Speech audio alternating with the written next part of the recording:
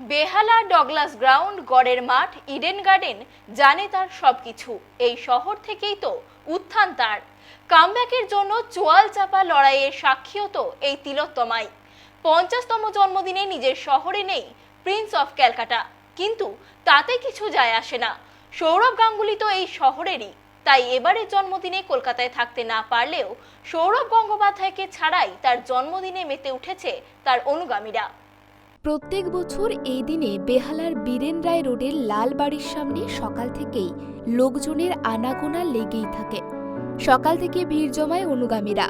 জীবনের 22 গজে half century মহারাজার। লন্ডনে নিজের ফ্ল্যাটেই কাটান মহারাজা সৌরভ গঙ্গোপাধ্যায়। সেখান থেকেই দেখবেন শহরে কিভাবে মহা সমারোহে পালিত হচ্ছে তাঁর জন্মদিন। আর এই বিশেষ পরিকল্পনা সম্ভব হয়েছে ক্রিকেট অ্যাসোসিয়েশন অব বেঙ্গলের প্রচেষ্টায়। জানা গিয়েছে, সৌরভের জন্মদিন নিয়ে বৈঠক হয় সিএবি কর্তাদের। ঠিক হয় দাদার 50তম জন্মদিন পালনকে স্মরণীয় করে রাখবে বাংলার ক্রিকেট বোর্ড। সিএবির পক্ষ থেকে একটি ভিডিও তৈরি করা হয়েছে। 50 বছরের বিভিন্ন ঘটনা থাকবে সেই ভিডিওতে। থাকবে কেরিয়ারের বিভিন্ন মুহূর্ত, অভিষেক টেস্ট সেঞ্চুরি, ন্যাট ওয়েস্ট ফাইনালে জার্সি ওড়ানো, ইডেনে পাকিস্তানের বিরুদ্ধে সেঞ্চুরি, সব মুহূর্তই রাখা হয়েছে। যা ঠিক হয়েছে, ইডেনের ভেতরে ও বাইরে দুটি জায়ান্ট স্ক্রিনে লাগানো হবে। শুক্রবার সারাদিন ওই ভিডিওই চলবে, যাতে সাধারণ মানুষ থেকে রাস্তার সকল মানুষ দেখতে পান প্রিন্স অব ক্যালকাটাকে। পরিকল্পনা এখানেই শেষ নয়। আমন্ত্রণ জানানো হয়েছিল বাংলার বর্তমান ও প্রাক্তন ক্রিকেটারদের। সৌরভের পরিবর্তে কেক কাটেন দাদা স্নেহাশিস গঙ্গোপাধ্যায় ও সিএবির ভাইস প্রেসিডেন্ট নরেশ ওঝা। দাদার জন্মদিনে ঠাকুরপুকুর ক্যান্সার হাসপাতালে 50 জন আক্রান্তকে বিশেষ উপহার দেওয়ার ব্যবস্থা করা হয় সিএবির তরফ থেকে। বিসিসিআই সভাপতি 50তম জন্মদিন উদযাপনের জন্য সেখানে গিয়েছিলেন তার অফিসের কর্মী এবং ঘনিষ্ঠ বন্ধু বান্ধবরা। লড়াকু ক্যাপ্টেন থেকে দক্ষ প্রশাসক, যে কোনো ভূমিকায় সৌরভ গঙ্গোপাধ্যায় সফল। এতটা ধারাবাহিক থাকার রহস্য কি?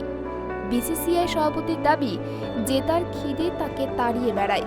সৌরভ বলেন, যে কোনো পজিশনে খেলুক না কেন, তিনি স্রেফ গোল করতে চান, অর্থাৎ সাফল্যই তাঁর একমাত্র লক্ষ্য। লর্ডসে ঘুরপাক জামা মানে দাদাগিরি। সেই আগ্রাসী অধিনায়ক বাস্তবে কেমন?